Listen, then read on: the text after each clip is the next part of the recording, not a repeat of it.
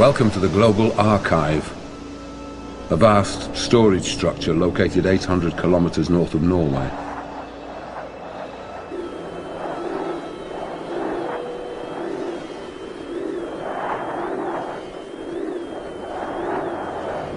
It contains the artwork from every national museum.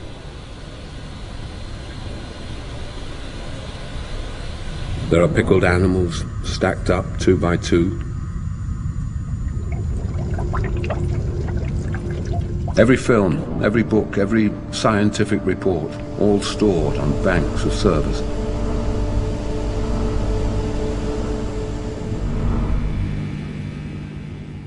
But the conditions we are experiencing now were actually caused by our behavior in the period leading up to 2015. In other words, we could have saved ourselves.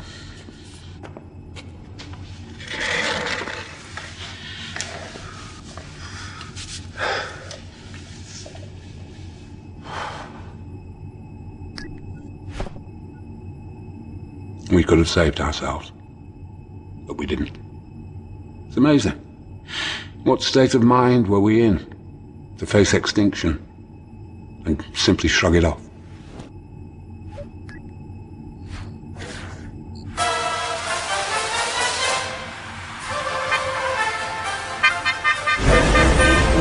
By nature or by history, basically, I was always an introvert.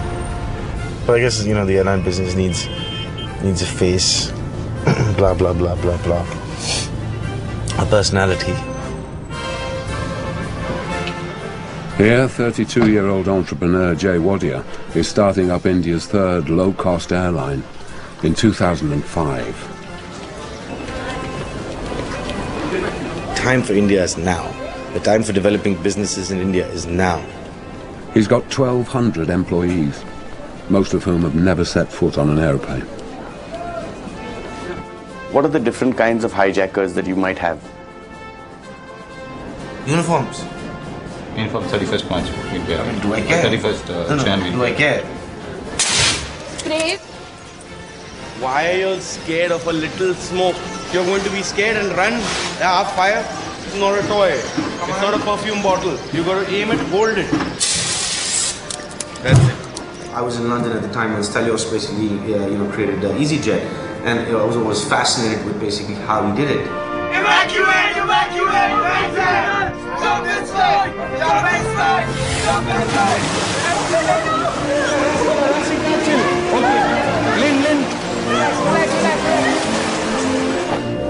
We'd be offering fares from 600 rupees, okay, all the way down to 1 rupee. How many people can afford a 1 rupee fare? I would imagine every single Indian can. Okay, your rickshaw driver can, servants. In the year 2005, I mean, having an elite class who can fly in a country of 1 billion people is ridiculous. Search visible impacts of climate change leading up to 2010. 101 degrees Fahrenheit. It's the hottest day ever recorded. 700 people are now feared dead after the strongest ever recorded day's rainfall in India's history. Now it's official, the past year has been the driest in Melbourne's history. The desert is advancing at the phenomenal rate of 3 miles every year. Dozens of Antarctic ice shelves collapsing faster than anyone predicted. 18 countries are underwater and 1.5 million people are affected.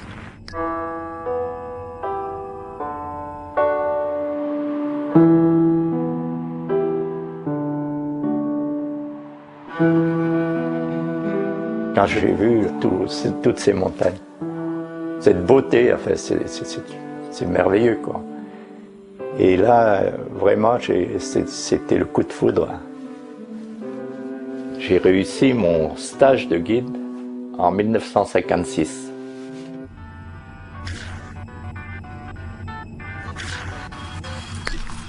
Fernand Parot has climbed Europe's highest mountain, Mont Blanc, over 150 times. Here he's guiding a family from England.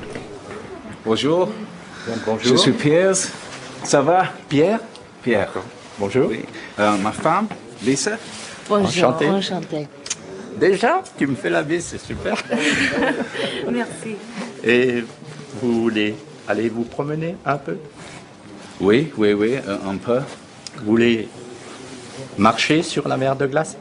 Non, pas marcher. Seulement Seulement vu. Mais oui. on peut aller marcher? Oui, Oui, c'est bon. Ça vous... Oui.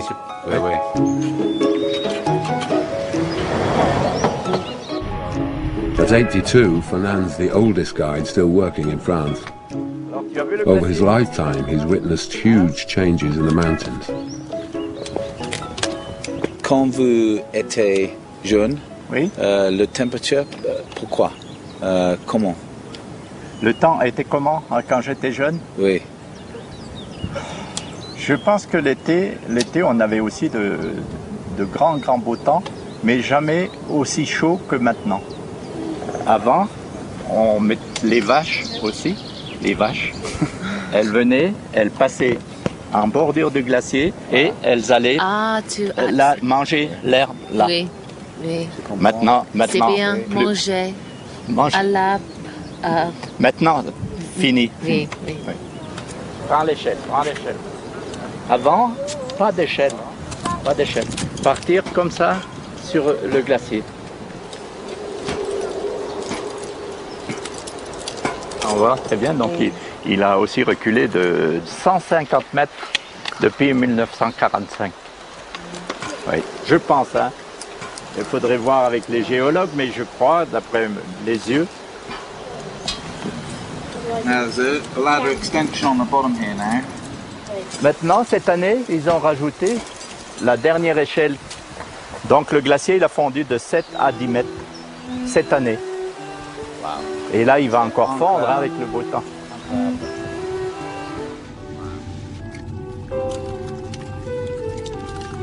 Extraordinary to think that these are the Alps in December. Here in Chamonix, as across the Alps, there is a dramatic lack of snow and exceptionally warm temperatures. It is a glimpse into the future. More than half the ski resorts in Europe could shut down in the next 50 years because of global warming. So we won't be able to go skiing. Big deal. But the thing is, it's not that, is it? That's the whole point. The fact that you can't go skiing anymore, or that the glaciers are melting, is not really the point.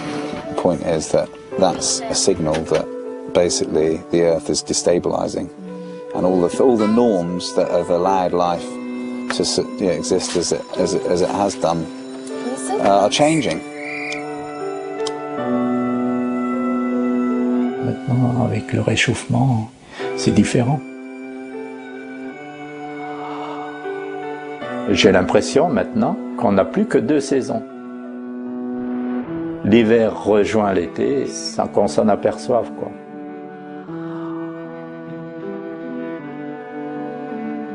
Qu'est-ce qu'il faut faire? Ouais. Je ne sais pas. Les glaciers reculent toujours.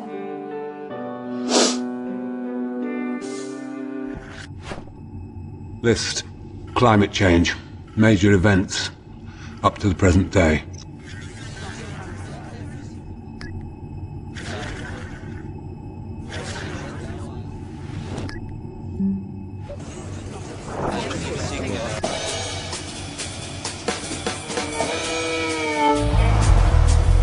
This is a couple of days before Katrina struck. Most people are following the evacuation order and getting out of the city. But New Orleans-born Albin Duvernay had no intention of moving. I got up Saturday morning and there was a buzz in the neighborhood. Everybody's running around and I was like, what's up? Hurricane's coming. So I checked on the web and sure enough, all of the models had it aiming right for us, bullseye. This is a monster and it's coming. Walked through the house a few times, putting things up. My silk rug from Nepal up on a top shelf and my guitar and you just do these things, I mean, another way to do that is get all your stuff and go. That's option 1, probably the best option. I didn't grow up in that option. biggest blue marlin. Alvin collected his 84-year-old father and then barricaded the two of them inside his house as the hurricane approached. You stare Mother Nature in the eye. Usually she's fairly benign. Then she comes along methodically, ruthlessly, you know, and then she stands toe-to-toe with you and dares you. Dares you. Go ahead, get your best equipment out. Go ahead, do it. Let's dance.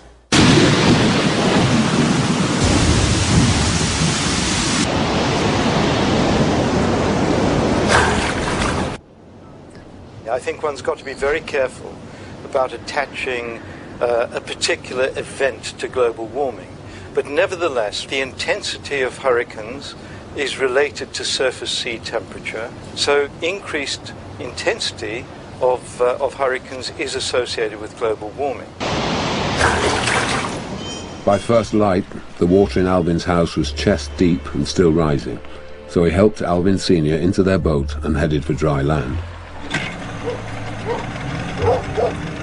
And at this point, the boat's floating, so it's no big deal to launch the boat. It's launched.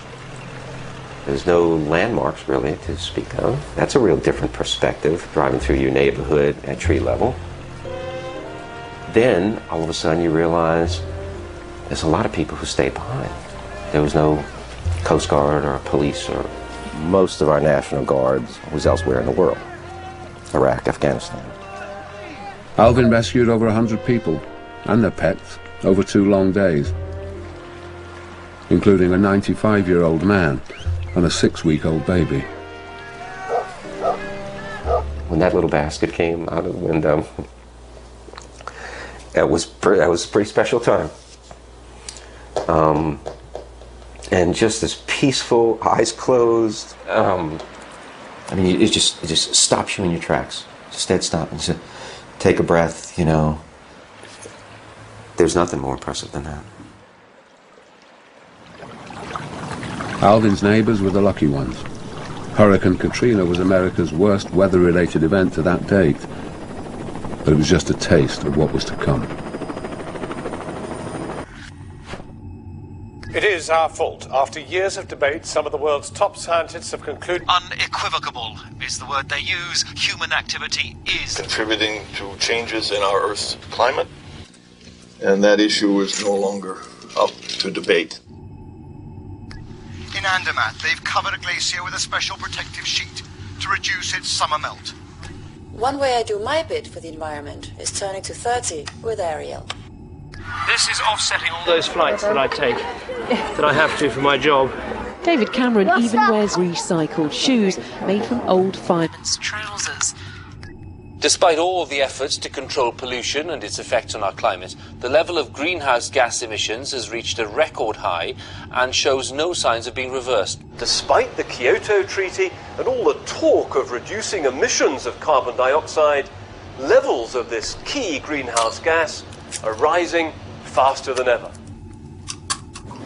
6:30 a.m. on a cool autumn morning, and Alvin's heading off to work, searching for more oil. Ironically, the oil infrastructure off the coast of New Orleans suffered major damage during the hurricane. But Shell moved fast to carry out repairs, and just 9 months later, the rigs are online and everyone's back at work. Oil was formed when ancient plant life in the oceans absorbed energy from the ancient sun.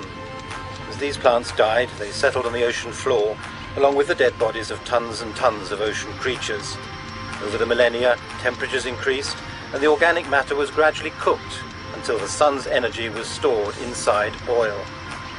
150 million years later, Shell's geologists analyze where the oil might be, then drill 3 miles down into the seabed to collect samples.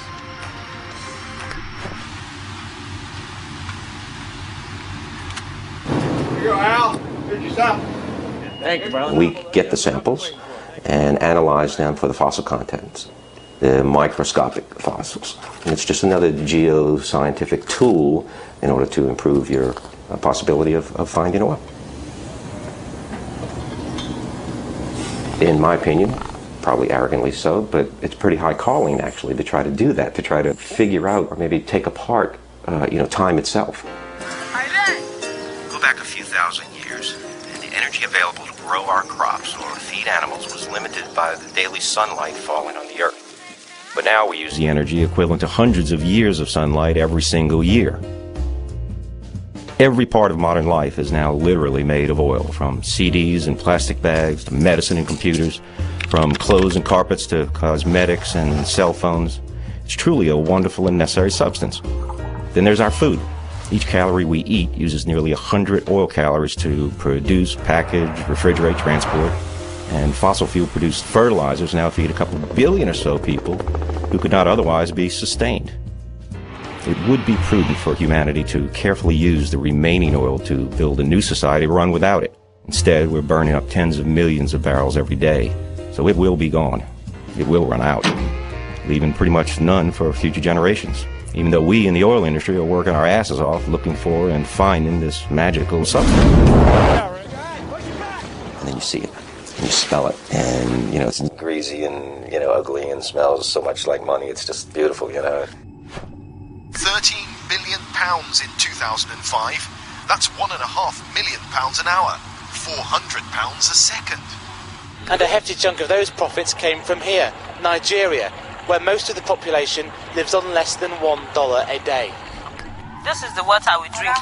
There's a lot of frog inside, toads, any germs you can find inside here. With the help of a microscope, you can see the disease we have inside.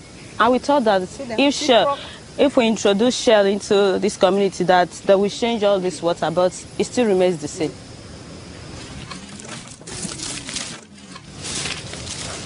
These are health sensors.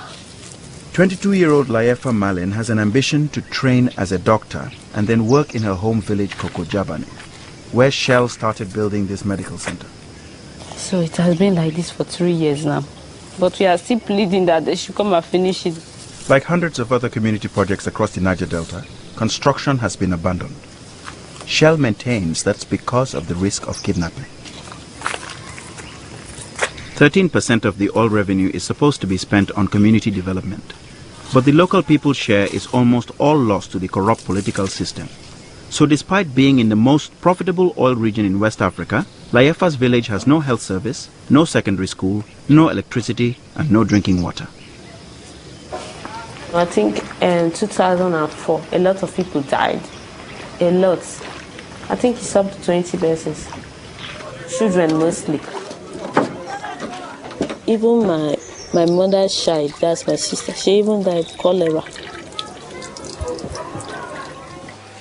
I think the death of my sister motivated me a lot to become a good medical doctor, not just a doctor, a good one. The water is what gave me the typhoid fever. You know, it took a lot of money to become a medical student. I need to pay for my accommodation and other things, and I'm going to put on nice clothes. That means I will start the fishing from this year to maybe 4 years' time. Put your paddle that way. This way. Then, yes, like, no.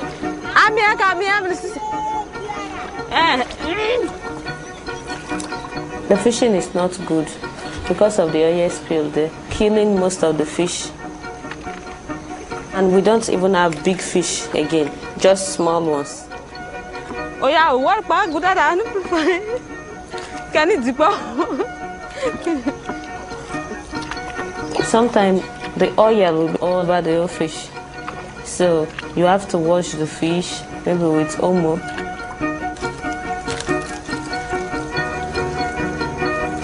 They're talking in the news that we have produced 1,000 or 1 million barrels of oil today. But instead of we being rich, we are getting more poor. Layefa is describing a phenomenon known as the resource curse. Paradoxically, finding oil usually increases a country's poverty, as the oil wealth is concentrated in the hands of a few, so the agriculture, education and health system of the country become neglected and often collapse. The local people's health problems are compounded by gas flares, burning night and day throughout the Niger Delta. Asthma, bronchitis, skin diseases and cancer have all been linked. that gas is found alongside oil, but as it's dangerous to transport, it can't easily be sold to overseas markets. It could be used for cooking and heating within Nigeria, but building the infrastructure is expensive, so the oil companies just burn it off. The flares emit about 70 million tons of carbon dioxide every year, more than the annual emissions from 10 million British homes. Because they have money and they are strong companies, they just do whatever they like. Why are American cities designed so it's almost impossible not to have a car? Why were 100 railways in cities like New York, Philadelphia, and Los Angeles bought up and then deliberately destroyed? Why did the electric car get scrapped? Why were we, along with Australia, the only two countries not to sign the original Kyoto Climate Treaty? Why was an oil company lobbyist allowed to change official government reports on global warming? Why was the same PR firm employed by the tobacco industry to persuade the public that smoking is healthy, then employed by the oil industry to convince us there was still doubt about climate change?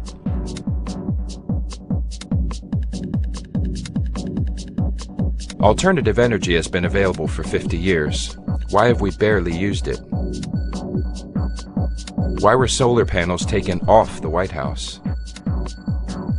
Because, right from the early days of the industry, the oil men and their obscene profits have had an unhealthy influence on the people running our country.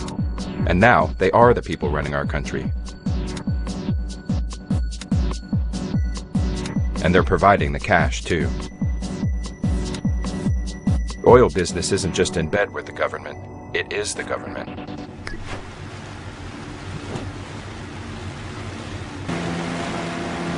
Here, Layefa is going to a nearby village, Odiama, that was massacred by the government. The village was involved in a dispute about ownership of a piece of land on which Shell planned to drill for oil. The government claimed that the village was harboring terrorists and, when they sent the military in to find those terrorists, the villagers opened fire on the soldiers. Layefa has gone to hear the villagers' side of the story from Momiaka Weked. 14 speedboats was coming, filled with military men. Then we saw 4 gunboats. The next thing, yeah, boom, house is burning. So we said, hey, let's run. The whole highland is shaking. There was a building here. They come and burned it down. So the one that managed to escape ran down into the forest. And most of, even 2 kids, we had died here. 2 kids. So you stayed? I stayed 2 weeks in this forest, yes. No food? No food, no nothing. Plucking leaves. But right in the bush, you can imagine what will happen to water there. We drank those water, and so many children died. By then, I was pregnant. So when I delivered this baby, because of the dirty water we drank, and when I gave birth to him, he was stolen and vomiting. Then I lose him.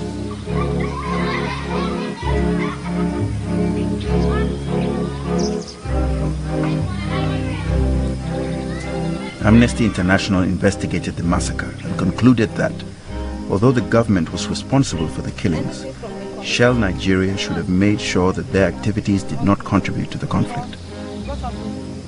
Those ones that stayed, they gathered them up, beat them up, raped some of our girls. This was my grandfather's compound. He was living with his family. They burned down his compound, killed him. They burnt him? They shoot him. They shoot him? Yes. Those little children that was lying in our houses, they burned them off. Even the old men and women, the ones that are blind, they burned them off.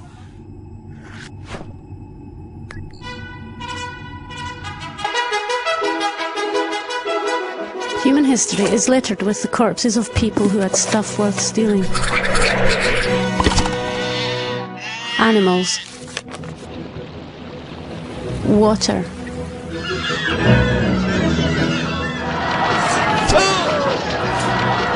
Shiny things. Fertile land.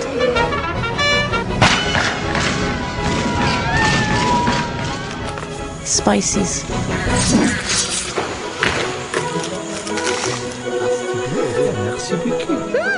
Nutmeg slice. Tea?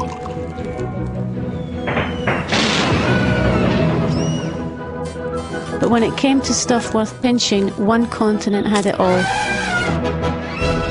Ivory, copper, cotton, rubber, wood, tin, gold, diamonds, and people. As cheap energy, slaves were unbeatable until a less troublesome energy source was discovered and a new era began. Human numbers increased 5 times over, and with each person wanting more and more stuff, oil became the resource worth fighting for all around the world.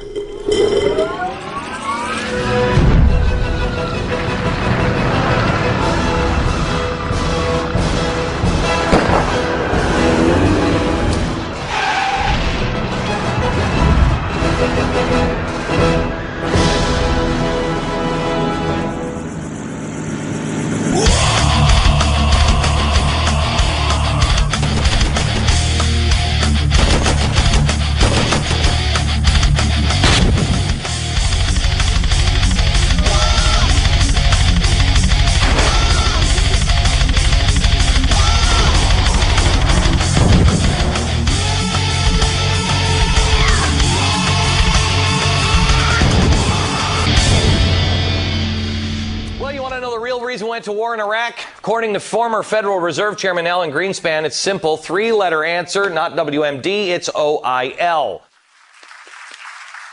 I am saddened that it's politically inconvenient to acknowledge what everyone knows, that the Iraq war is largely about oil. You might read the ex-chairman of Shell that said over the weekend that oil could hit over $150 a barrel as world production begins to peak. Not really good news for a country whose entire economy, not to mention its entire way of life, is based on cheap oil.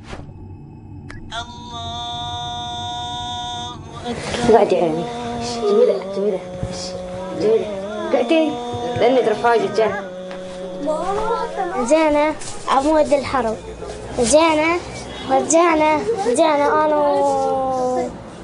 والحجية جينا ورجعنا بعدين جينا كلنا عائلتنا ورجعونا بعدين جينا أنا ونورة وعدنان وطوبانا ورحنا يعني وجينا بعدين أجرنا لنا بيت.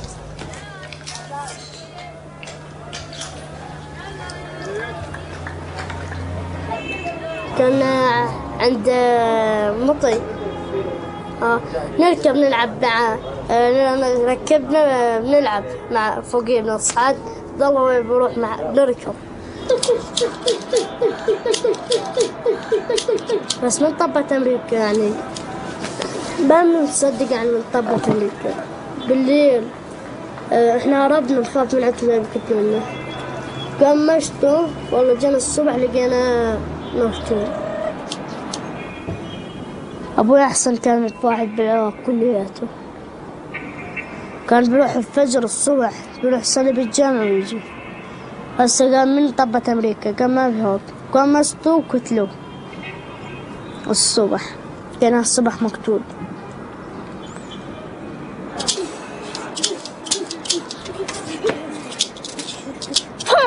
أتمنى يعني أبوي من مات لما قتلوه يعني ما بصدق أنا مكتله.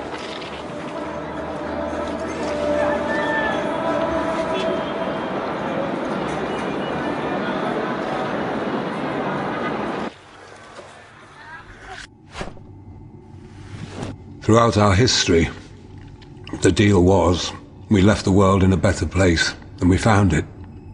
That was progress. The wheel, the rule of law, penicillin. It was our covenant to our children and grandchildren. My children weren't angry with me for breaking the covenant.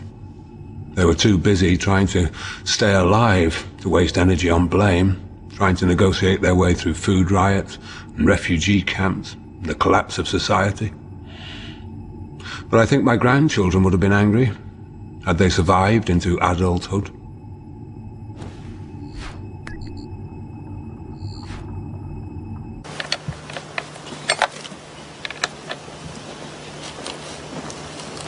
papy. Bonjour, Jean. Bonjour, Jean. Des bisous. Papy. Gros bisous. Ça va? Ouais. Qu'est-ce que tu as fait? Le problème, c'est nous qui l'avons fait. Toujours évolution, évolution, évolution. On demande toujours de plus en plus à la planète. Regarde là, des traces de chevreuil. Mes parents ont vu les avions, la voiture arriver. Hein. Maintenant, les jeunes, ils ont leur voiture pour aller à l'école bientôt. Ils sont plus évolués que nous parce qu'ils ont beaucoup plus de choses, ils voient beaucoup plus de choses que nous à la télévision, mais c'est pas dit qu'ils soient plus heureux.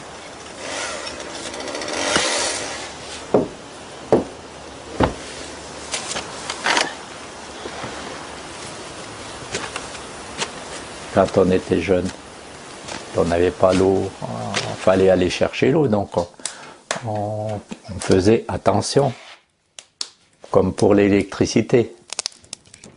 Aujourd'hui, il fait jour, il y a le soleil, on n'a pas besoin de la lumière. Et ça, nos parents savaient nous le dire, nous. Mais je crois que nous, on n'a pas su le dire à nos enfants.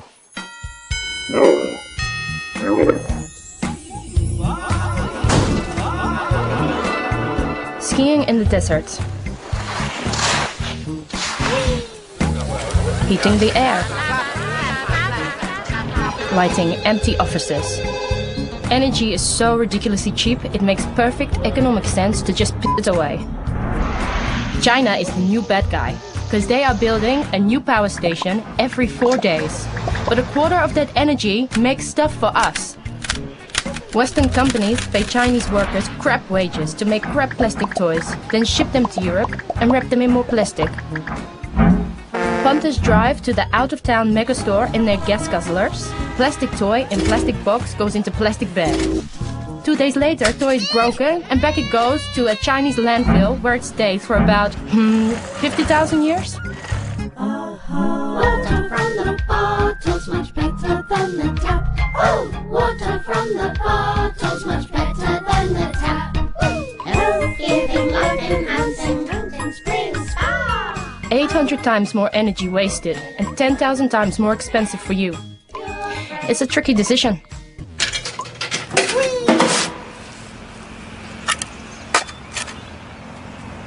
Quand j'ai construit ma maison en 63-65, ils construisaient aussi le tunnel du Mont Blanc. Ben, on ne s'en est pas aperçu tout de suite et on s'est laissé envahir par les voitures et après les camions. Au début, ça passait quelques camions, mais maintenant, ils ont élargi la route, elle est à 4 voies. Il y avait 4000, 5000 camions qui passaient par jour. Une pomme de terre, 2 pommes de terre.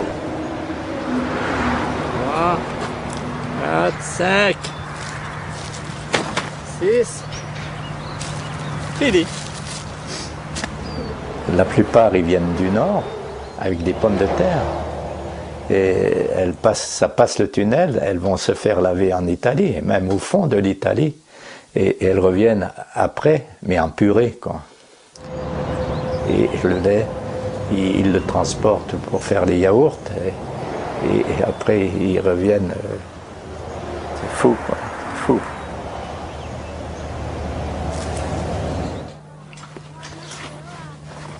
قد أمريكا يعني مو زينا احنا لازم شوف هنا تتكسر هاي لا هذا يعني فيش في أي مزاح بكبها قد أمريكا بالعني بريطانيا كليات في لبسوا بيذبوها يجيبوا بضايع حاويات احنا بناخذها نصلحها بنظبطها وتنتن عن بيها You keep saying you got something for me Something you call love but the fast You've been messing where you shouldn't have been messing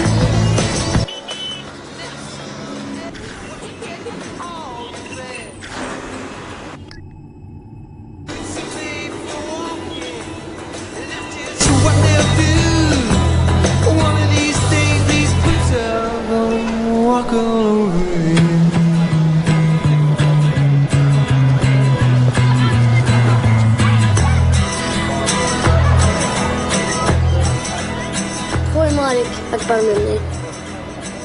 صار قطوف.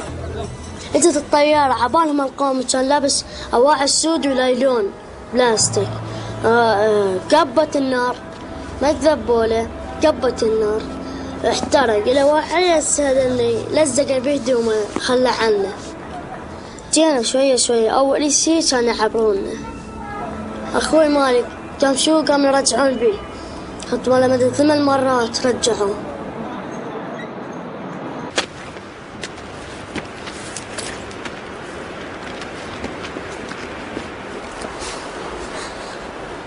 لو ما عنده تلفون وجمالك وما عنده تلفون انطيه تلفونك.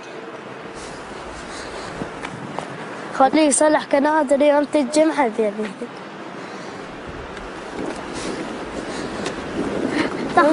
يمشي.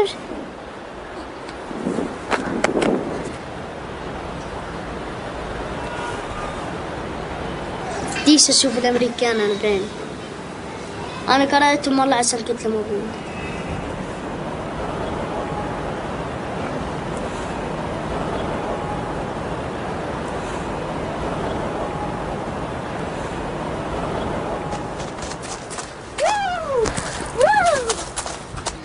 هداك ليش انزل؟ هي جزيرة انتصلوا 00795. الجزيرة طلعوا هون عندكم بتربحوا 4 سيارات همار و4 سيارات جيم. Lots of ideas have tried to take over the world, but there's only one winner. 3,000 adverts bombard us every day, telling us we'll be happier, more attractive and with better skin if only we buy their products. Together, they create within us an insatiable desire to buy more and more stuff. Americans have been advertised at longest, and they now each consume twice as much energy as a European, 9 times more than a Chinese person, 15 times more than an Indian, and 50 times more than someone from Kenya. If all 6.5 billion people here on Earth consume like Europeans or Japanese, we'd need 2 more planets worth of resources. If everyone consumed like Americans, Australians and Canadians, we'd need another 4. And in 2040 or so, when there's about 9 billion of us, we'll need 2 more again. Capitalism's only goal is ever-expanding growth. But ever-expanding growth on just the one not-expanding planet is impossible. The current economic system is disastrous, not just for the planet, but for most people too. 400 years of capitalism has allowed the richest 1% to take 40% for themselves, leaving just 1% for the poorest half. But anyone wanting to live differently is thwarted at every turn. With profit the only measuring stick, destroying the planet is written into the system, and runaway climate change is a not very surprising result. I just can't get enough. I just can't get enough. I just can't get enough. I just can't get enough. I just can't get enough. I just can't get enough. I just can't get enough. I just can't get enough. I just can't get enough. The logo effectively is color. You know, like today, you know, Orange Telecom, they have orange and black. Our logo is fluorescent color.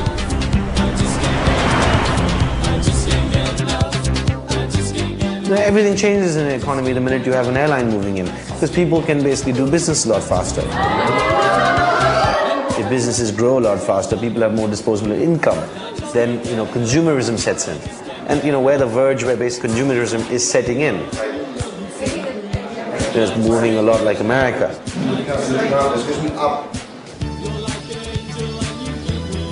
Me, I'm not happy living this kind of life, but at least at 23, I should be in better place. I always want our place to be like in America, in a comfortable house, flashy cars, drinking good water, eating good food. I always want our people to, at least my people, me, myself, to live that kind of life. It's a beautiful life. If you're living that kind of life, you won't even like to die. You just want to stay on earth forever.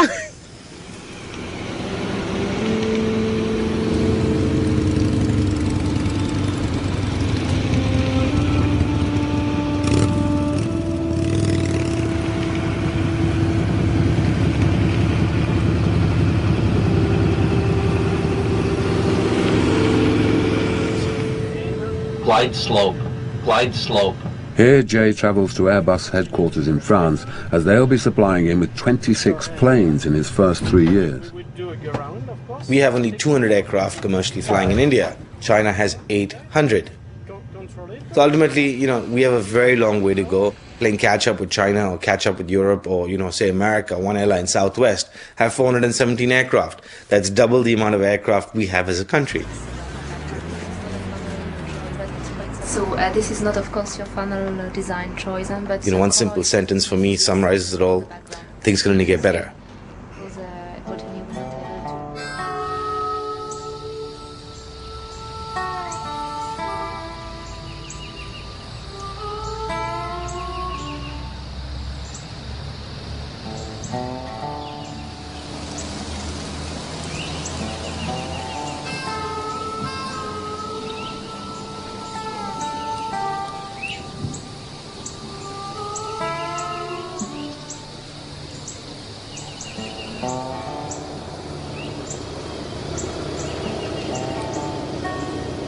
My main house it had 10 feet of water, and it marinated in that sludge for 3 weeks almost.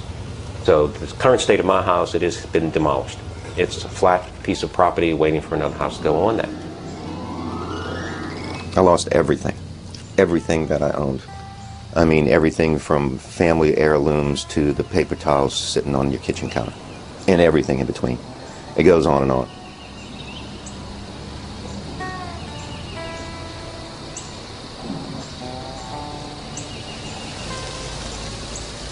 Two beautiful, beautiful oak trees I did not lose.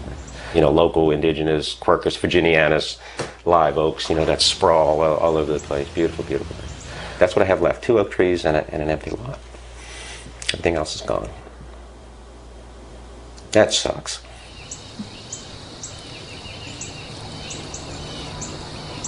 Losing everything you have, it's so overwhelming.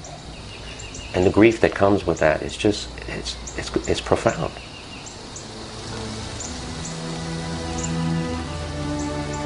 We had an unspoken collective pact to pretend climate change wasn't happening, as though as long as we ignored it hard enough, it wouldn't be true.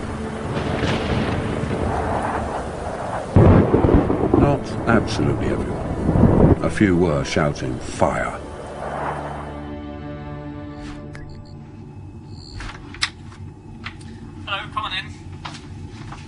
One of the greatest difficulties with climate change is that the effects of our emissions today are not actually realised in terms of the temperature for 30 to 40 years, so there's this time lag in the system, which makes it difficult for us humans to respond, because we're evolutionarily equipped to deal with very immediate threats like advancing armies or dangerous animals.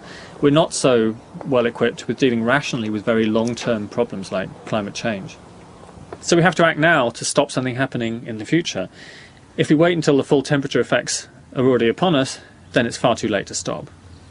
If you remember one single number above all else, make it 2 degrees.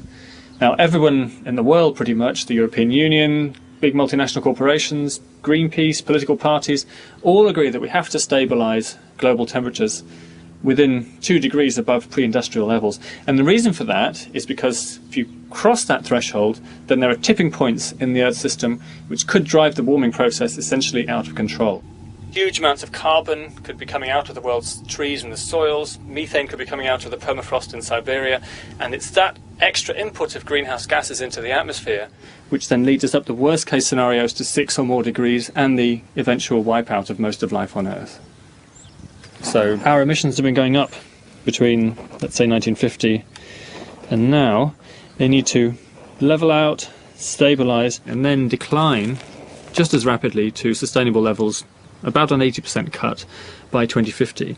But crucially, to keep the temperature rise within 2 degrees, this point of stabilisation needs to be at around 2015. And so that means really the timeline we've got, ticking clock, is that we have to stabilise global emissions within just 7 years from now, as we speak, 2008.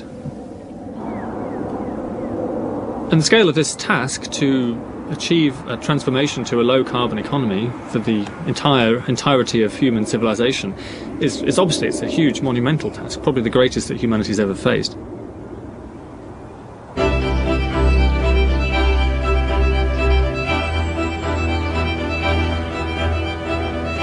Remember the English family who went to see the glacier? They're back home in Cornwall, southwest England, inspired to start tackling their own energy wasting. It says that the average individual in the UK is responsible for emitting 10 tonnes of greenhouse gas a year. They're calculating exactly how much climate change gases their family currently produces and how it can be reduced. Yeah, but that's the average individual. There are 5 of us here. Ah. Whichever way you look at it, this isn't good. We produce about half of our food, and we try and keep our consumption of meat and dairy down. My car runs on chip fat, and we do cycle when we can. We've just got our own wind turbine, which will produce all our own electricity. We're aiming to cut down to about 1 tonne each per year, which is apparently the sustainable amount that the world's trees and plants can reabsorb. But the big problem is flying. Just one return flight, say London to New York, would blow our entire carbon budget for about 3.5 years. Apparently, other than setting fire to a forest, flying is the single worst thing an ordinary individual can do to cause climate change. So it's a bit of a dilemma because we've just been invited to go skiing in France. They're now flying from Newquay, which is our nearest airport, it's like 40 minutes from here, to Bergerac, which is like, you know, an hour and a half or something from it. And literally we could leave here in the morning. We live like in Cornwall. We could leave Cornwall in the morning and be in Bergerac by sort of for lunch, after lunch. But if you actually think this is going to cause the death of people, it's actually going to affect people and make that direct connection, then it is a really scary thought. Obviously, us not flying to France or not flying wherever is hardly going to solve the problem. But it's down to what you think is the correct thing to do. Because everyone else is doing it, and that's not a good reason to do anything. You have to look at the terrible things in our history that everyone regrets now. You know, massacres, the Holocaust, etc. And you know, a lot of that was just going along with what was the predominant thinking at the time. I'm almost jealous of the time 5-10 years ago when I could just jump on a plane with impunity. I didn't even think about it, it was just blissful. There's no moral dilemma there whatsoever. Needless to say, they didn't take that flight. And joining a climate change protest march may not be everybody's idea of a 10th wedding anniversary, but Piers and Lisa have shared ideals from the moment they met. My friend, we went along to the party together, and she just basically took me straight over to Piers and said, hey, look, you know, Piers, this is Lisa, you know, da-da-da-da-da. And that was it. That was it. We just and spent the whole evening talking about wind turbines. Piers has been developing wind farms in Africa, America and Britain for over 15 years. But he knows that they will only help solve the climate crisis as a small part of a total reordering of Western society. And there's still this idea that somehow we have to find the solution, you know, the silver bullet. No single renewable source is going to be the solution, absolutely not. And Piers doesn't think much of the other option, whereby everyone crosses their fingers and hopes that a miracle technology will be invented in time. I'm not saying we shouldn't be developing other stuff, absolutely, we should be. We should be throwing everything at it. But you've got to make use of what's available now. And in the UK, we've got a great wind resource. We just got to bite the bullet and go for it. Piers has proposed a new wind farm at Airfield Farm in Bedfordshire, central England. He could have 15 turbines installed and generating 30 megawatts of electricity within a year. Morning, sorry. Well, we're the leaders of the revolution, aren't we? Yeah. That's it. Outraged faces. Edward, I've lost your face again. Sorry, chap. You can just cut. That's it. Yeah, good man. Right, okay. Well, the protest balloon is now going up, but while that's happening, I'll just explain where we are. This is the site of an old World War II bomber base. Phone. We all have a thumbs down as well. UK-wide surveys point to about 70 to 80% in favour of wind farms as a concept. The difficulty is when you've got one on your own doorstep, and then it's the sort of not in my backyard syndrome. Jim, what's the problem? Well, the problem really is that this is one of the least windy sites in the country. I hope it's not going to get too windy tomorrow and it wraps itself around the church. Well, I live in Coddington and we're going to be absolutely surrounded by these high masts and they're going to obliterate the view. What it normally always comes down to with wind farms is aesthetics. You know, everything else is basically put together to try and back up the ultimate thing, and the ultimate thing is they don't want it to spoil their view. But I'm a bit concerned about the low-level noise as well. The wind farm site is right next to the world-famous Centre Pod drag racing strip. Anybody you ask it, nobody's against wind energy. That's the point. Yeah. It's against inappropriate wind energy use. Okay. Hypnotic. You're driving along and you tend to see the sails revolving and you're not concentrating on the driving. Ernie Braddock will benefit financially having turbines on his farm, but now he's in conflict with his neighbour, Victoria Reeves. Well, everyone is very unhappy about it. We're going to lose the value on our properties. We're not going to be able to sleep. It will make a difference. Ernie, you have no idea. Believe me. According to Victoria, they stopped a wind farm up in Scotland on their other estate in Scotland back in the mid-90s, and that was a great victory. It can't rely on the wind. It can only deliver... It's only an additive. An additive. It means Do you mean additional? Yes, it is additional. It prolongs the resources, put it that way. No, Ernie, it doesn't. Oh, it's got to. It does nothing of the sort. Got to. Believe me. Got to. It's an emotional campaign. It's about fear, mostly based on complete bollocks, frankly. But never mind, facts are not a problem, you know. It's a fair fight. Yeah. And I hope you lose. All right.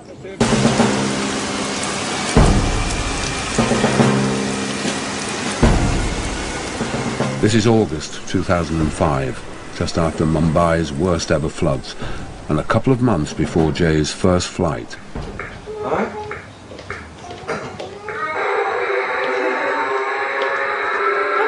Show Daddy how good you are at this. Show Daddy how fast you can go. Come on. Press. Oh. Grandma pushing is battery operated.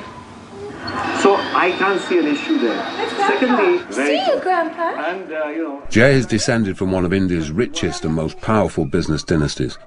They've pioneered everything from shipbuilding in the 18th century to internet services in the 21st.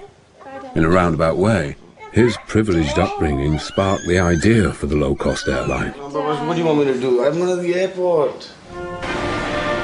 Throughout basically my life, from a young age, I mean, I used to hang out with basically in terms of, you know, the servants' kids, you know, and that sort of stuff.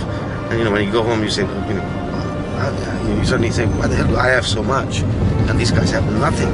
You know, that sort of shit. And that constantly ate me up. You know, everyone is here for a purpose. The idea is to realize what your higher purpose is and then understand how you're going to fulfill it. And eventually I realized what my higher purpose was. It was to ensure that I eradicated poverty.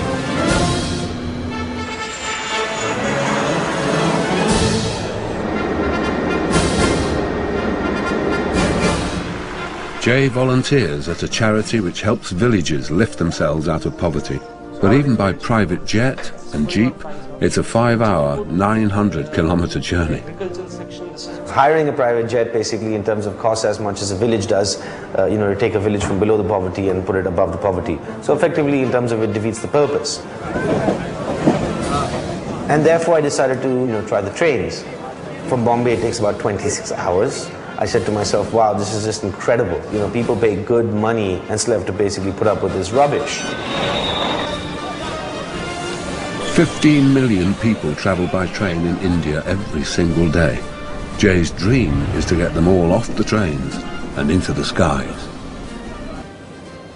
We're not at war at the moment, it's not a war, but if people actually recognise the full implications of what's in store for us, they would be treating it like a war.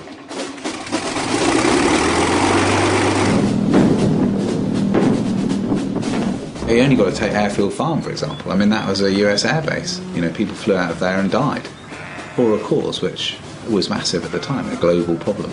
And we have ourselves now a real global problem that needs that kind of level of commitment. There are many, many other industries that need to be looked into first before aviation. It's not a question about choosing one industry to target, you know, because ultimately we all contribute to greenhouse gases. We all contribute to the crisis that we have today with the planet. So ultimately, in terms of, you know, ensuring that our planet is safe and healthy, is each one's you know, job, task. Whether you do it in your own way by using less tissue paper, using less paper so the trees are not cut, buying green cars or not flying. You know, obviously, if you're not doing it, the demand goes down. The demand goes down, the supply goes down. You know, life's about demand and supply, or supply demand. We don't catch a lot of fish anymore, so I decided to join into another business, that's diesel business, to make quick cash for my college.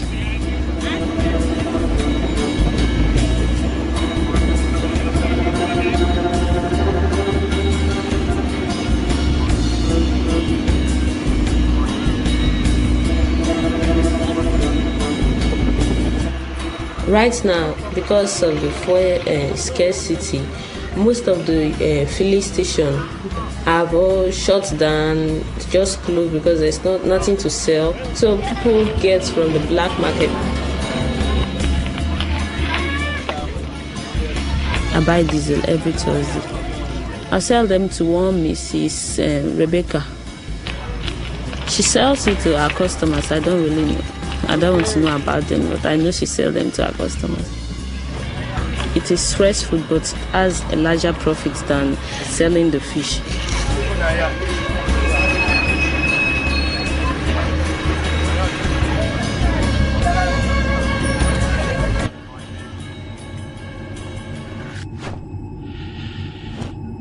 Strange, watching these film fragments.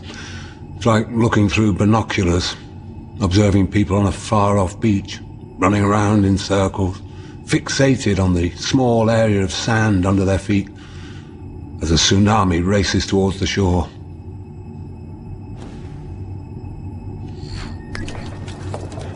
A rickety girl.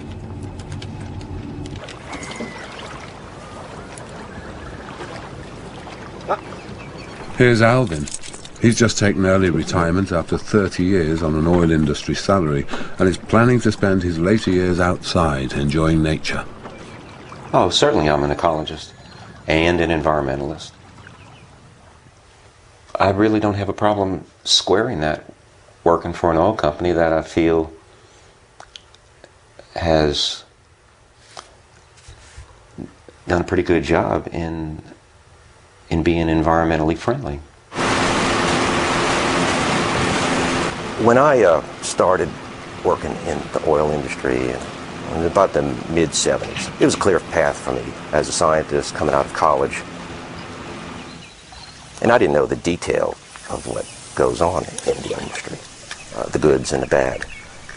But indeed, every industry has that, the goods and the bad. Would I do it again? Knowing what I know now, of course I would do it again. I mean, you need to work, you need to do something.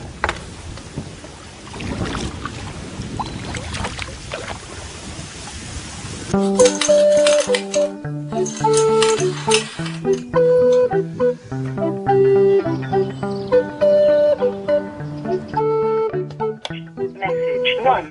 The airfield wind farm goes ahead. Local people are going to sabotage it. It will be destroyed. It will not provide electricity into the grid. Okay? And direct action will prevent it. Okay? So that's the end of that, isn't it? There is a group of us who will make sure that it is completely destroyed. The worst example I've had is an old lady came up to me in a public exhibition and gave me a cutting from a newspaper with a picture of a guy being shot. Local anti-campaigns were one of the key factors stopping about 80% of the proposed wind energy projects in Britain. Had they all been built, 10% of our electricity would have been non-polluting. And how the heck are we meant to persuade people like India and China that they should develop in a more sustainable way when we're not prepared to even accept, you know, the old wind farm in the landscape? So how's it going? All right, yes. Not too much trouble? Not really, no. Nobody's punched me up yet anyway. Good. Piers has come back to Ernie's farm with a plan to make the turbines less visible, trying to kick-start the planning process that the anti-campaign has now held up for 18 months. Another 18 months of climate change, another 18 months where I've been able to do nothing about it. Yeah, I feel really, really off with it. I mean, it's, you know, you must be feeling the same as me. It's just, I mean, how long have we got? Piers' compromise reduces the number of turbines from 15 down to 9. This is still the equivalent electrical power for 11,000 homes. Yeah. So it's still, there's still a lot of power. Exactly the opposite is happening to the very thing that needs to happen. These things need to be speeded up, and actually they're getting slowed down. Plenty of politicians are talking about it, but when it comes down to it, it's just not happening. It's just not happening, folks. Governments will only go as far as the population demands, and that means mass protest on an unprecedented scale. Direct action like this is essential if you're going to turn an issue round in a short period of time. We've found that many, many times in the past, from the suffragettes onwards.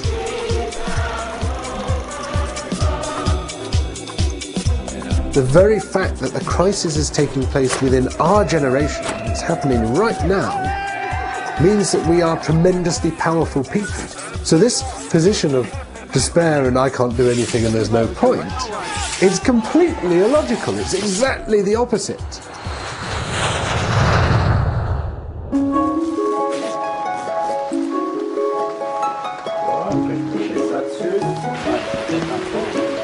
À un moment, ils ont pensé aussi doubler le tunnel. Donc à ce moment-là, les chamoniards se sont enfin réveillés. Donc il y a eu une association de dire non aux camions, donc il y a eu moins de transport inutile.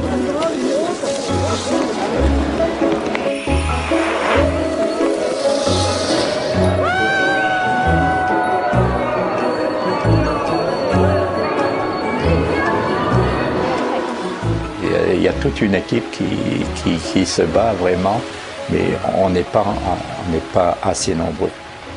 Et je ne sais pas si on aura autant de force pour faire reculer ce lobby routier. Les gouvernements, à l'Europe et tout ça, c'est des personnes intelligentes. Mais il faut aussi qu'elles fassent du travail et qu'elles ne pensent pas qu'à la réélection. There's no shortage of grey matter in this species. We can do some amazing things. But I don't think we've been very smart about how we use our resources, how we quite literally burn up something as beautiful and useful as oil. Literally burn it up. That's it. It's gone. It's done. I think most people were becoming disenchanted by this point. We'd stopped believing that this was the golden era of human civilization and started questioning our collective values. All I can hope is incredible disasters like Katrina and the horrible wars and whatnot that are going on around the world will snap us out of it. I'd like to see us heading in the right direction for the good of mankind. I still believe in chasing dreams. Oh, you got me. Jack and Rocks. Perfect. You know what I like. I had my share. I drank my fill. And even though I'm satisfied. I'm hungry still. Before this disaster, I had a lot of stuff. I was a classic consumer. 2 years later, I've learned a lot about happiness and the pursuit thereof. So here's the life, and every joy. The happiness is not in the latest gadget, the latest electric toothbrush or something like that. All of that stuff, it's just not the stuff of life. Not for me anymore. Here's the light. Here's to love. Here's to you.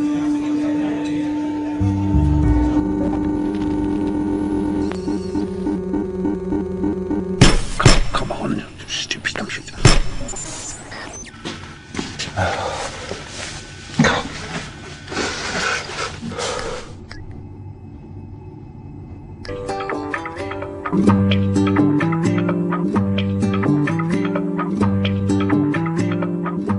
Climate scientists can estimate how much of the remaining fossil fuels we can safely burn. This amount is called the global cap. Under this proposal, the world's governments would make a binding international agreement detailing how to distribute the global cap. The earlier the start date, the greater the chance of not triggering runaway climate change. The total global emissions for the first year, say 2012, will be set at their current level. Every year following they'd shrink until, by about 2065, they're almost zero. Initially, each country would be allocated an emissions quota according to how much they currently consume. But this would change over time. America would slash its emissions 90% from its current over-consuming position. Europe too would decrease massively, as would China. But India and Africa would increase until, by about 2025, each human being on the planet would have equal rights to the Earth's resources. Equity is the only option morally, and also practically, as developing countries won't sign up to anything less. The total emissions would then keep decreasing every year, until by 2065 we'll have weaned ourselves off fossil fuels and prevented the worst impacts of climate change. As to how each country divvies up its share to its citizens, there are various options on the table, the most promising of which is individual carbon rationing. Mr. W.S. Morrison is here to explain. If, in the course of the war, we are short for a time of this or that article of food, rationing will give everyone, rich and poor alike, an equal share of all that's going.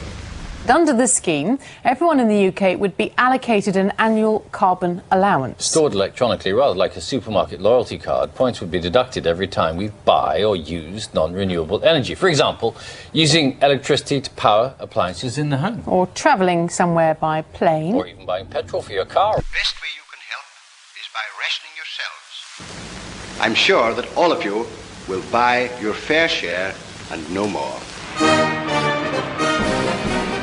Airports were expanding all over the world to cope with the exploding number of cheap flights we were all demanding.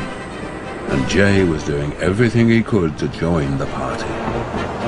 Ultimately, the art is to, hug and then kick. She thinks that the PSF is payable. You're saying the PSF is not payable. What's wrong with you? Now. Yes or no? Did I ask you that question or did I not ask you that question? You're suspended. You're suspended. Both of you come to my office right now. Does it take more than 10 minutes to clean this? Keep paint with you. So wouldn't it taste what? Maintaining my brand means something to me, okay? If I see my step ladder like this, and if I find one dirt, you'll be fired. Okay?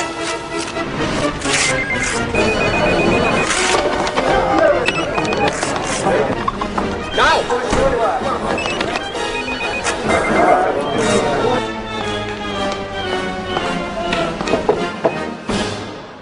Mr. J. Wardier. Yes.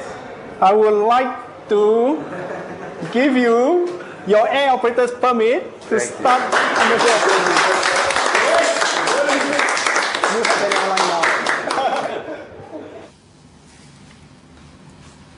June the 11th, 2007, in a hotel room in Bedford, Piers is polishing his speech for tonight's showdown with the local planning committee. This committee can approve this application. If you do, you will show courage and leadership. He has just 6 minutes to convince them to approve his wind farm. I'm absolutely confident that if you approve this project, you'll look back on the decision and say, thank goodness we said yes. But the committee rejected Piers's application, saying that his wind farm would be conspicuous and out of place in the Bedfordshire landscape, that it would decrease enjoyment of nearby footpaths and negatively impact a listed building and an ancient monument. In other words, it would spoil the view. Well, we're delighted that it's been refused, yes. Well, it's a wonderful result. It just shows if you work hard, if you look at all the facts, if you do it fair and with balance, you can get a good outcome. 10 against and 1 in favour. Might have even been 11 against and 1 in favour. But there was only one guy that actually voted in favour of it. Cheers, mate.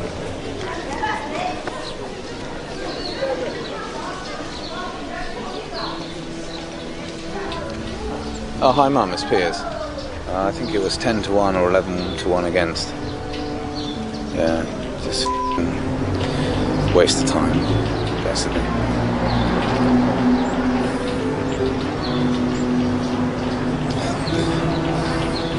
I could have said anything, to be honest. I don't think it would have made any difference.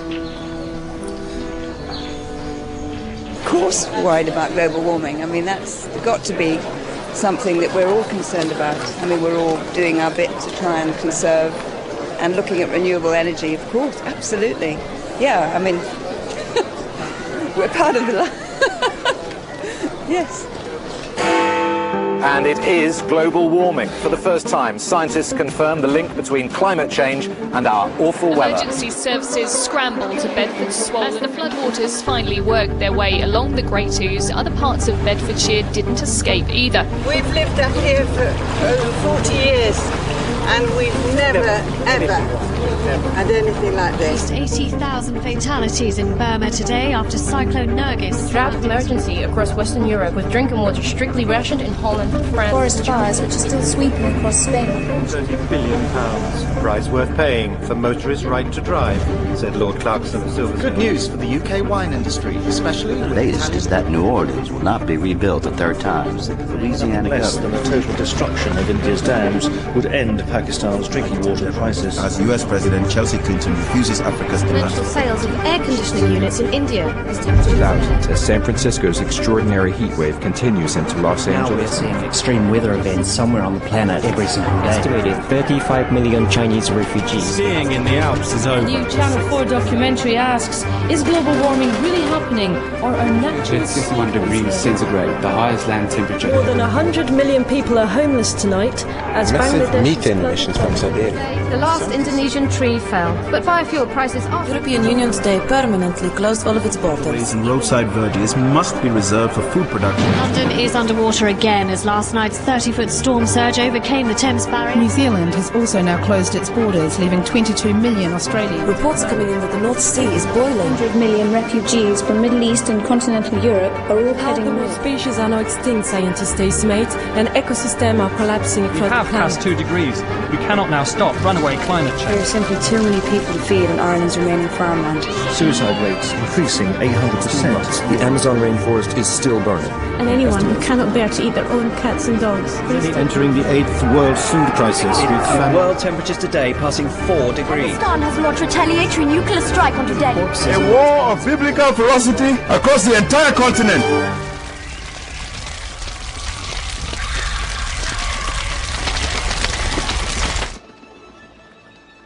We wouldn't be the first life form to wipe itself out. But what would be unique about us is that we did it knowingly. I mean, what does that say about us? The question I've been asking is, why didn't we save ourselves when we had the chance? Is the answer because, on some level, we weren't sure if we were worth saving?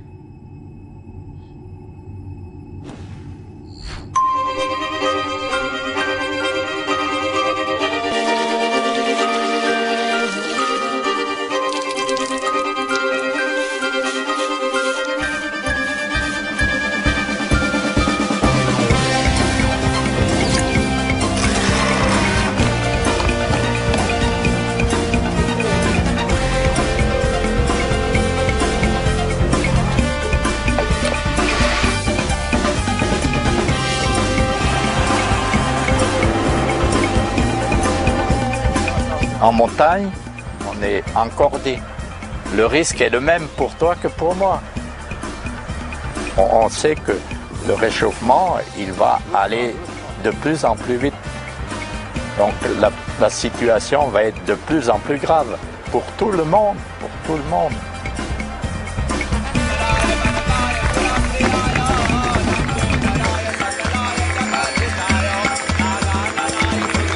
Please proceed near the aircraft and take care of your responsibilities.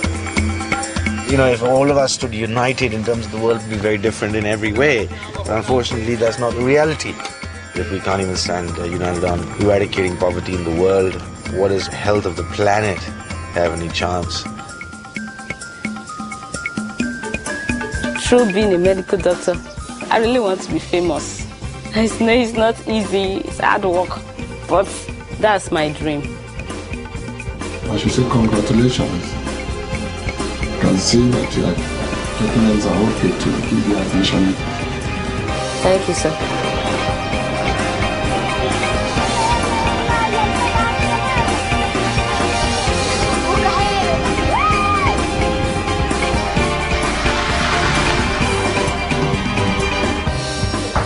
In my opinion, our use or misuse of resources the last 100 years or so, I'd probably rename that age something like the age of ignorance, the age of stupid.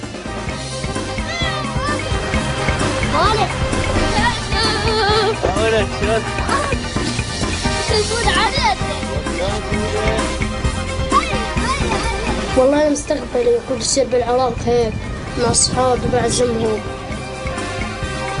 بعزم أهلي كلياتهم بيجوا يعني فرح بصير فرح فيش منه بالعراق كله بالعالم كله.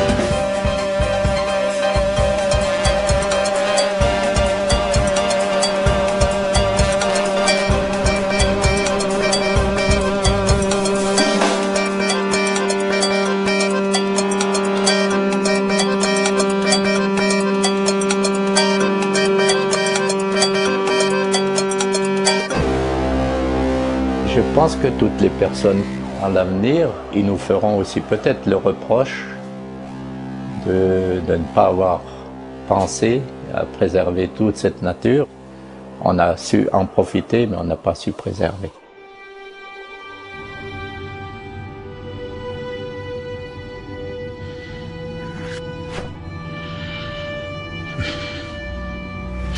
I just find it surprising that after so much effort, the final act of our existence should be suicide.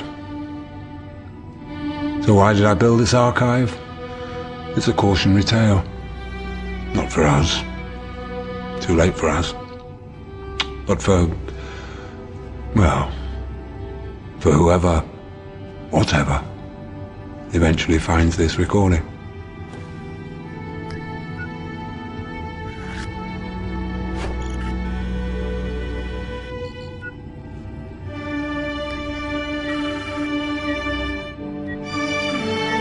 And away you go.